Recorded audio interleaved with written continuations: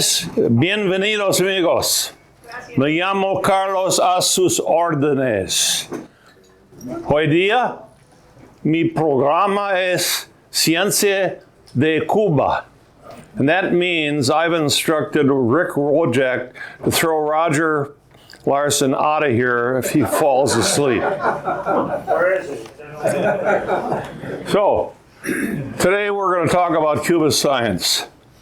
And I could go into a lot of details about Fidel Castro, the blockade, the missile crisis, but instead we're going to concentrate on Cuba science. I've been to Cuba 9 times, as Laurel said, and each trip was very enjoyable. And I've been down there for a variety of reasons. The whole thing started actually back when I was a senior in high school in 1959, when Fidel was just coming into power at that time. The revolution was in full swing, and I had a big interest in going down there and seeing what was going on. This didn't happen until 1999, many years later, when I met Ricardo Gonzalez. How many have been to the Cardinal Bar? So you know what I'm talking about. He owned the Cardinal Bar for many years. He's from Camagüey, Cuba, and he started the Camagüey Madison sister city. So I went down there with a group in 1999, several visits thereafter, and the last 2 involved people sitting in this room. Raise your hand if you were down there in Cuba with me. Dennis and Lee and Janet were down there, but they had to leave early. So From here, not from Cuba. we kept them out of jail down there.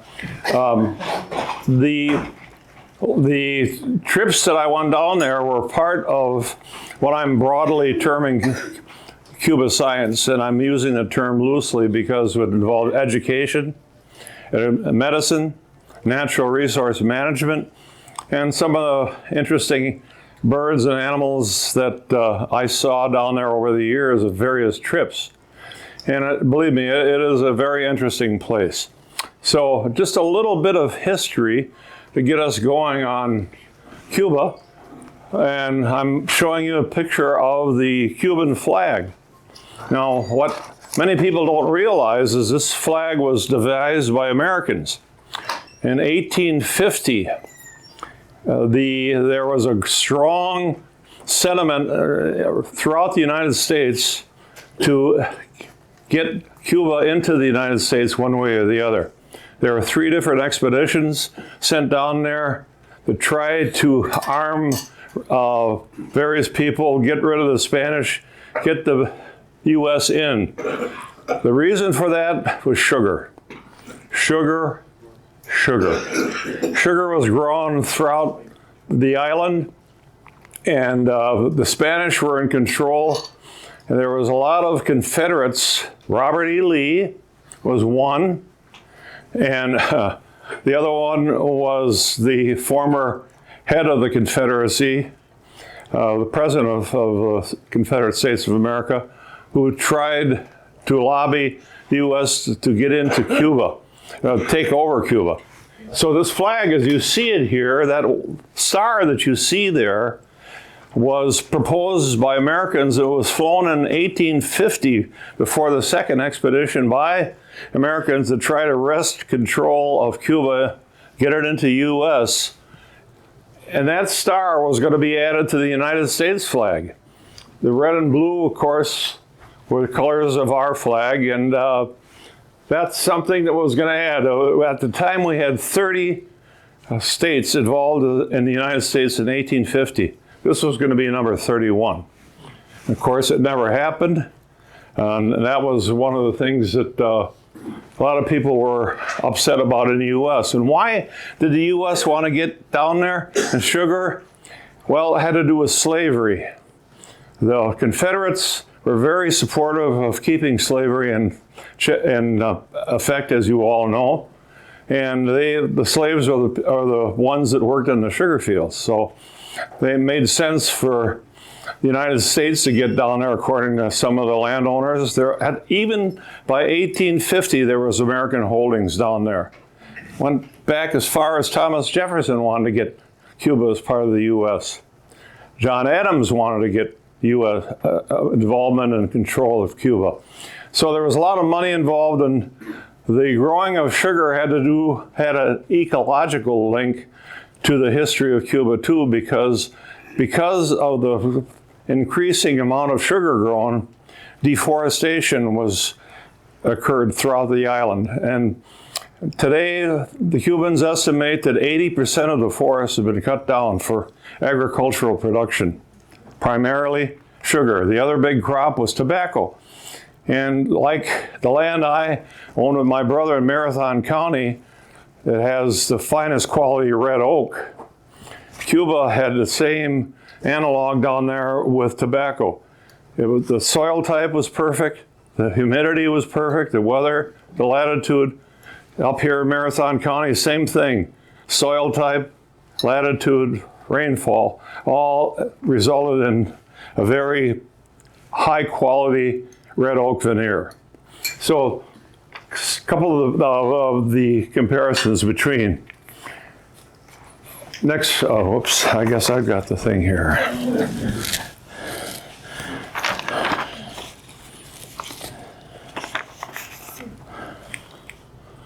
Okay, a little bit about Cuba itself.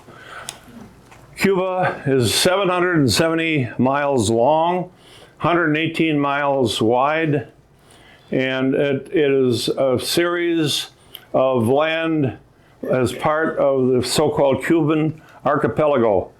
How many people in this room can give me an estimate of how many little islands and cays surround Cuba? Who can guess? 1,000.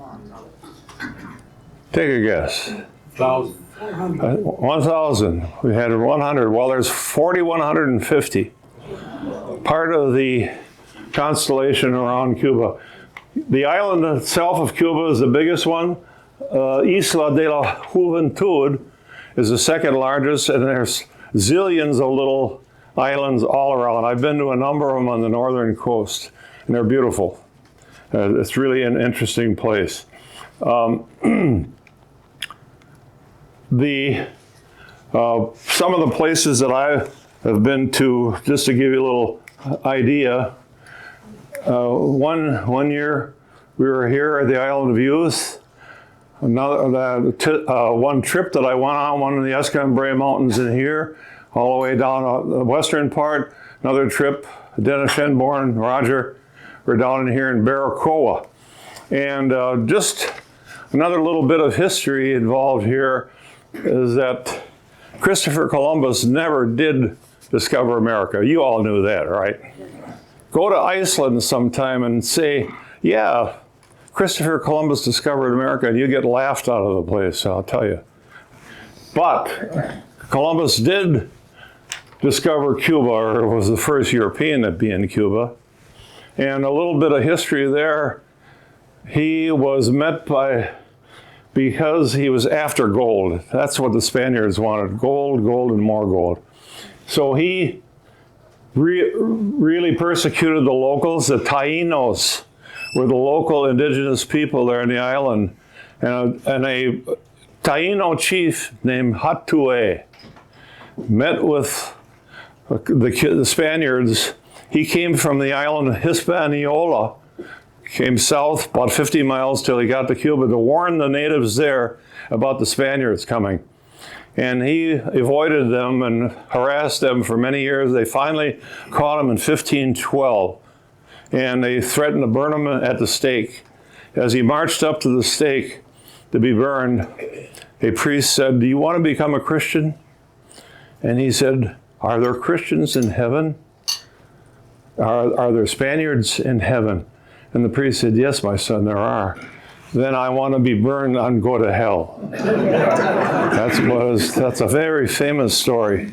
And Hatue became the symbol of Cohiba cigars. You'll see his image on, if you ever looked at a Cohiba cigar wrapper, that's Hatue that you'll see on there.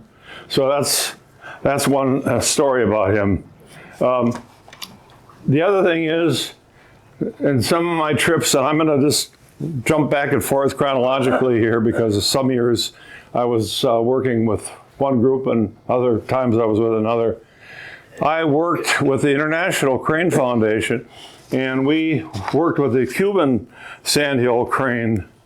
In the first trip, we went to the Island of Youth, and that was a refuge for the subspecies of sandhill cranes called the Florida sandhill crane. It was a subspecies. These birds do not migrate. They stay on the island all the time. The Florida subspecies also stays in Florida, never migrates. But the other ones do come up here, as you all know. They'll be here soon. Some are here already, I hear. Pardon? I hear some are here already. Oh, some are here already. Okay. And Cuba has a lot of varying topography. It has extensive karst topography, a lot of limestone, a lot of caves surrounding the whole area. We went through one cave in one of our trips. Very interesting. And as I said, the birds and the mammals and the reptiles are very interesting in Cuba. Now, just to give you a little bit of background of the Cubans interested in science. I don't know, does anybody know who was the one that came up with a link between mosquitoes and yellow fever? Who was it? Don't say Walter Reed. It was Carlos Finlay, a Cuban, who came up with the definitive proof that yellow fever was linked to, or mosquitoes were linked to yellow fever. And if you've ever read the book Isaac Storm about the big hurricane that hit Galveston in 1900, that was a result of the Cubans at that time. The Weather Service called up the U.S. people and said, hey, there's a hurricane heading toward Galveston. Tell everybody. And we laughed at the Cubans, said they didn't know anything because the storm came from the west. Up till that time, they only tracked storms that came from the south and the east, so it couldn't possibly have come from the west. But it did, and 6,000 people were killed as a result. So that was another link. A third link, and I'll stop at that, it involves a question. Anybody here know who the first black cosmonaut to get into space was? Silence. So recently I watched a program, you can watch it right now on, I think it was Netflix, about the black astronauts. And they interviewed all the American astronauts from the first ones all the way to the present and talked about it. And they brought this guy's name up. I had never heard of him. It was a total surprise to me. The man's name was Arnaldo Tamayo. He was the first black into outer space. Why am I saying this now? Because he was a Cuban. He was from Baracoa. That was one of the places that we studied, or that we went to when I was there with Roger and others. But that was amazing. And in the program, they asked all the other U.S. astronauts, have you ever heard of this guy? Nobody. I don't know how many different astronauts or black people were up in space, but he was the first, 1980. As part of a Soyuz mission, he was trained in the USSR. He was a MiG pilot, Vietnam. And the other relationship to me was he was born on January 29th, 1942. I was born on January 30th, 1942. So we're very close linkage there. I'd like to say about all the other type of projects that the Cubans are involved with the United States, despite the embargo. So I went to Googled scientific output in collaboration with the U.S., and there's all kinds of efforts going on in physics, astronomy, clinical medicine, biology, biomedical research, public health and health services, earth and environmental science. I could go on, but those are the main ones. So the Cubans are big time interested in Science. Apparently they have the reputation of an outstanding. Yes, they have excellent scientists. I went out with their naturalists, with their birders. We did censuses of birds on the palm savannas, the analog to our oak savannas here. And believe me, they had no optics at all. They could identify birds at 200-300 yards, no problem at all. These were not big birds, these were small. So, and now I'll shift a little bit, talk about education in Cuba. Here's another question for you. There's statues of Fidel Castro throughout the island of Cuba. True or false? False. So I kind of led you into that one. That's correct. False. No statues, no nothing of Fidel. Nothing. Zero. The guy who was throughout the island is Jose Marti. He was a Cuban poet, a little man who fought in the first major war against Spain, trying to liberate Cuba from Spain. When you go into Cuba, go to all schools in big towns, little towns, every single one has a statue of Jose Marti. What was the song that he's famous for? Anybody know the name of it? Guantanamera. That's the unofficial Cuban national anthem. Everybody, all the Cubans sing it. They did it when we were together with them. So it's a very interesting thing. This was in a plaza right in the middle of Old Havana where they had a big statue of Jose Marti. He was killed, by the way, when the first Spanish-Cuban War. Immediately when he landed in he lived in New York and worked for the New York Times, came down to Cuba, and he immediately was killed in the first fight with the Spanish. Medicine and healthcare, another biggie in Cuba. There are 6 medical schools in Cuba. They're all free. Everything is free. Education, medicine, everything. Free healthcare, including medicine for all. Cancer research, they're a worldwide leader in cancer research.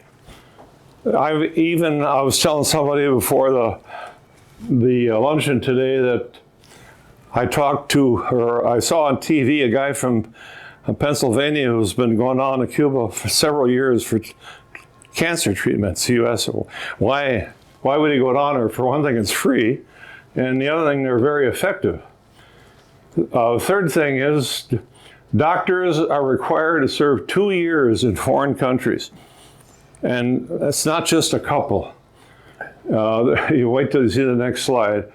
In 2006, the UN pointed to Cuba as a model for developing and preparing for natural areas. The Martins will be interested in that.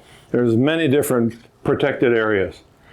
And they provide the largest number of doctors after the 2000 Pakistan earthquake.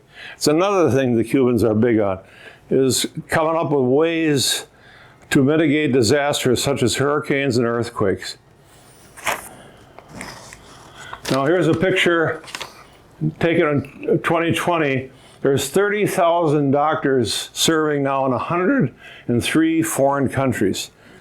When my wife and I were in Southeast Africa in 2013, we were in Namibia. We were out in the middle of nowhere, and we came through a little town, and I said to our leader, I said, by chance, is there any Cuban doctors here? Oh, yeah, there's 2 in town here. So that was an example of, they're in the countryside, they're in the cities, they're everywhere. 2 years they have to serve. And there's a picture of the victims of the 2010 Haiti earthquake. They were the first nation to arrive and provide medical aid, shelter victims. I was listening to public radio at the time, and they gave a report about how helpful the Cuban medical people were, nurses and doctors. Education. With the advent of the revolution in 1959, there was a massive effort to educate citizens. Now, I talked to Ricardo Gonzalez from the Cardinal Bar here in Madison, and I said, what about that education? He said, we had very good education, but he came from a wealthy family in Camagüey. The education was high. The literacy rate at that time, pre-revolution, was as high as 60% in all the major cities. Once you got out in the countryside and intermixed with the guajiros, or the peasants, then it was a different story. When Castro came to power, they had legions of young people. And there was pictures in the museums in Havana of people marching with giant pencils over their shoulders to educate people. And now they have one of the highest literacy rates in the Western Hemisphere. All the schools are free. I mentioned about the Jose Marti statue in front of every school. The protected land, here's natural resource management. Protected land and marine areas. Cuba has one of the highest rates of protected land in the Caribbean. 16% of the total land is protected. I think they're right up there with Costa Rica and some of the other really leading countries. The 42 protected areas consist of national parks, ecological reserves, managed floral reserves, animal refuges, managed protected areas, and ecotourism places. And remember now that the Cubans are trying to promote ecotourism. They're a long way from being in a class like Costa Rica, which really has good stuff there, good facilities, everything, good optics. But they're getting there. They're getting there slowly but surely. And there's a map giving you an idea of the various provinces within Cuba and all the different types of protected areas there. Suffice it to say that there's one after another. Yes? Question? Oh, okay.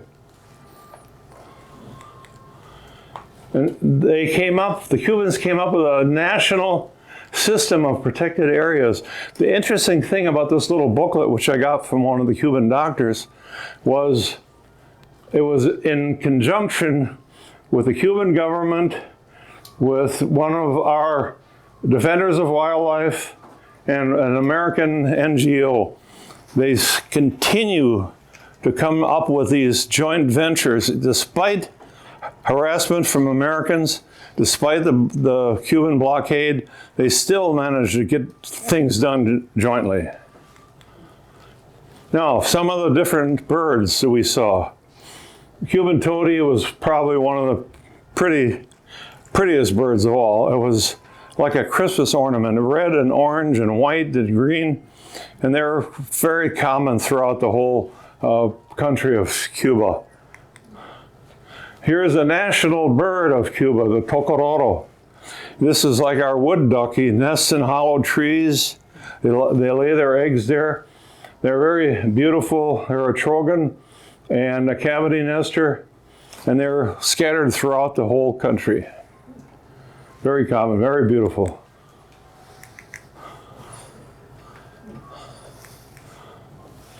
The rare and threatened Cuban birds, there's something like 23 endemic birds in Cuba. That means they occur nowhere else.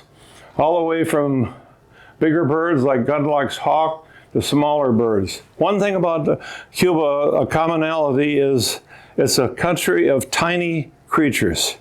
And that includes the bee hummingbird, which is the smallest bird in the world. We never saw one, of course. Very hard to see. But they're tiny, tiny little things. And some of the amphibians, the little frogs, are tiny. Some of the salamanders, some of the little lizards, Cuban animals are very tiny. And this map was given to me when we were at a flamingo reserve. I said to one of the Cuban managers, "Hey, that's a nice poster." He says, "You want it? Here it is." So I brought it back and hang it in my house. Now here's a Cuban tanager. Give you an idea what they look like. And here's the endangered Cuban sandhill cranes.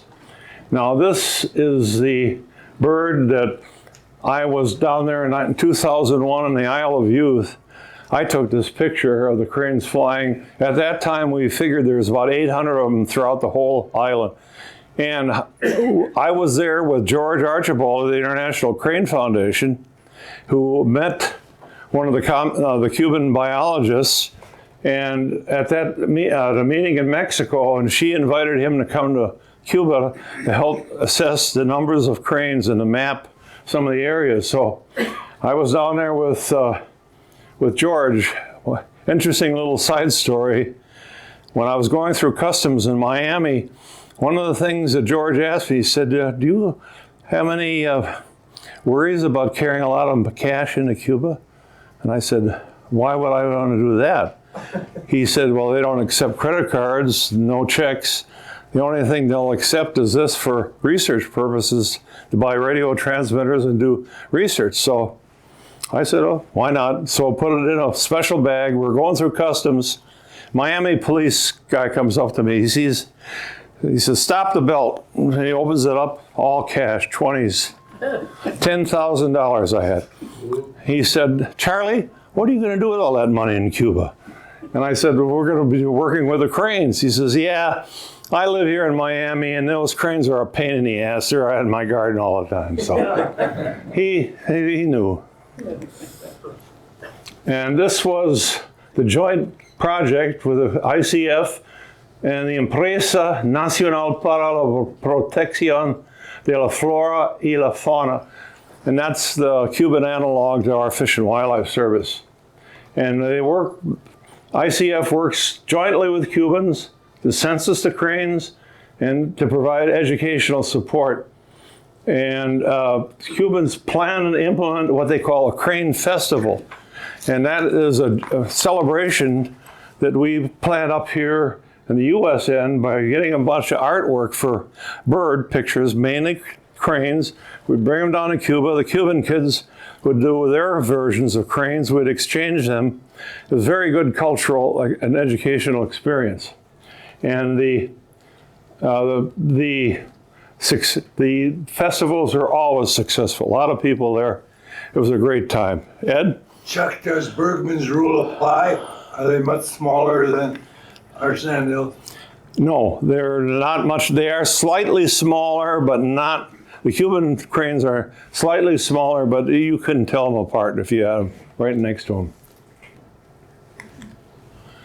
Now, some of the endangered and threatened wildlife. Cuban crocodile, land snails. I told you about the bee hummingbird, with the smallest bird in the world. The almaquí, it looks kind of like an opossum. It's an insectivore. They may be extinct in Cuba, but they're not sure. Cuban gar, an ancient fish. Hutia, it's a tree rat, looks like a muskrat that can climb trees. And the Cuban boa. More about that in a minute. I got this bird guide from Niels Navarro, who came to Madison a while ago, and I've got his book here if you want to see it. Wonderful book about Cuban birds and the surrounding area. Yes? I seem to recall that there were people looking for the ivory-billed woodpecker in Cuba, some of the forests of Cuba. Did you hear anything about that? Or am I mistaken? The ivory bill? There's talk about ivory bills being in Cuba. Yes, but nobody has substantially proven it, just so it was down here in the southeast, Arkansas and Louisiana. They're hopeful that they're there. Roger Torrey Peterson, I think, last saw a woodpecker like that many years ago. So there's hope. Here's a Cuban boa. This is the only boa constrictor, the only large constrictor. There's no poisonous snakes, no poisonous animals of any kind in the land of Cuba. And this animal gets to be about 7 to 8 feet long, preys on birds and small mammals. And we actually saw one in the field when we went to a flamingo reserve in northern Cuba. And it's poisonous? Pardon? It's poisonous? No, it's not poisonous. It's a constrictor. Right. And here is a picture of our gang in the Havana Zoo. We toured the zoo, and I asked the director, do you have any Cuban boas here? Yes, she says. She got on the telephone. 5 minutes later, these guys came in with 2 of them, and we got to look at them up close. But that's what a Cuban boa looks like. And here's a hutia, the mammal that climbs trees. One of these is endangered. There's other species of hutias, but they're not endangered. And the Cuban crocodile is another interesting animal. We went to a crocodile rearing facility in part of Cuba, and they raise these animals which are usually from 7 to 9 feet in length. The big interest to us was the fact that they hybridize with the American saltwater crocodiles.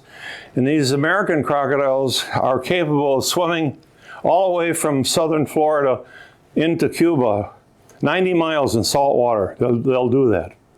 And they're bigger, of course, our crocodiles, and they're hybridizing with these crocs, so there's a concern about them losing their genetic viability.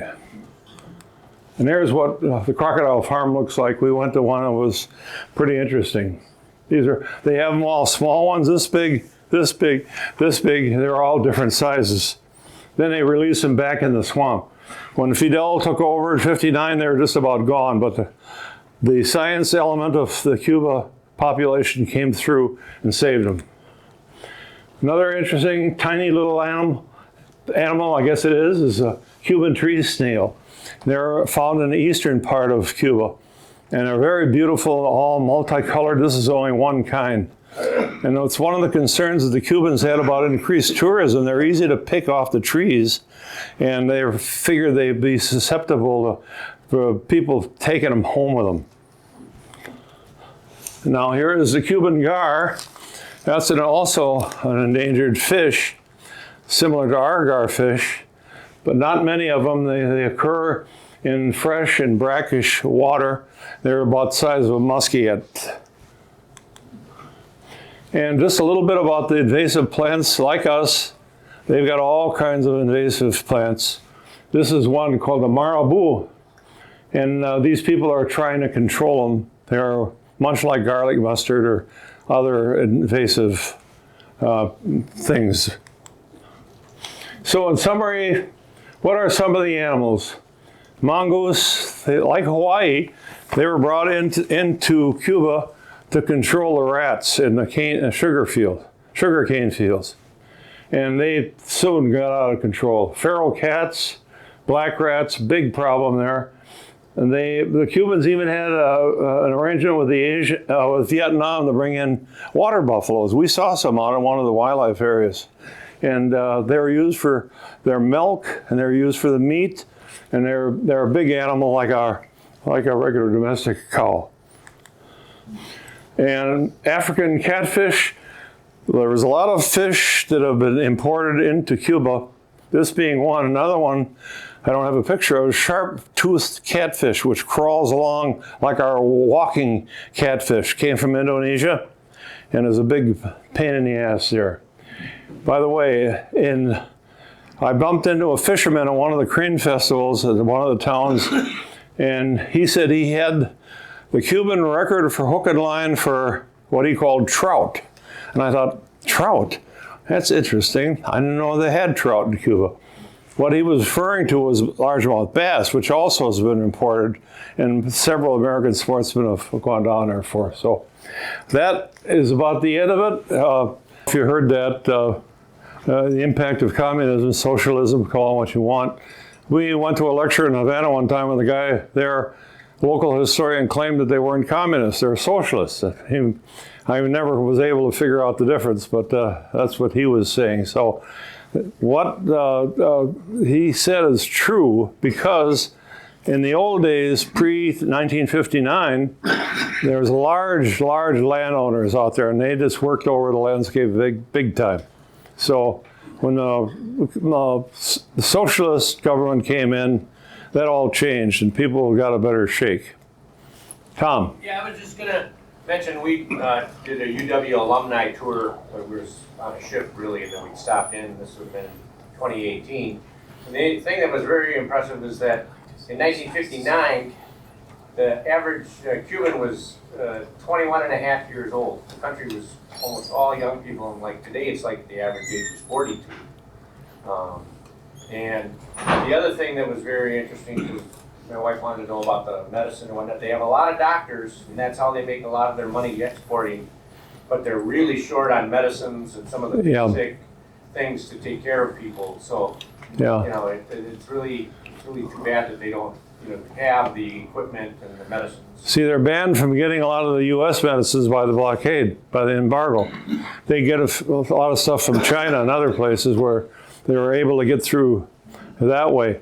I'll tell you a story about a trip that we had in 2017. We had a woman on the trip who had a real eye problem. Her eye got all red and it was she was itching, and so we talked to the local doctor. He said, we'll refer you to, they have a 3-tiered health system, local pharmacies, medium-sized, and the big hospital.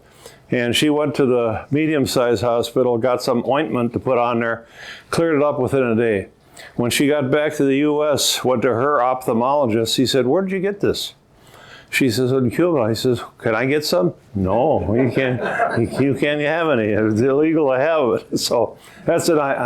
Dennis? Chuck, I was on that trip. The other, I think, thing that amazed my wife and I about that incident, the woman had scratched her corner, was the whole bus went to this local clinic in a small town.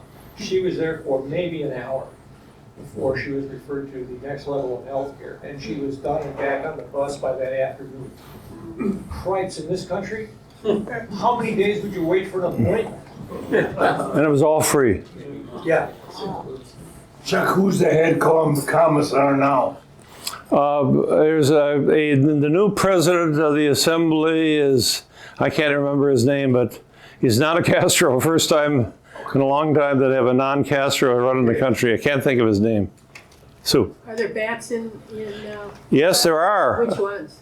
There are, I've got them in my book. I'll show it to you, and they're very tiny also. But there are many different species of bats. They're quite a diverse population, but I can't think of the name of them offhand. Okay. Yes. When are you going back, Chuck? Well, I'm soy viejo. I'm an old man, so who knows?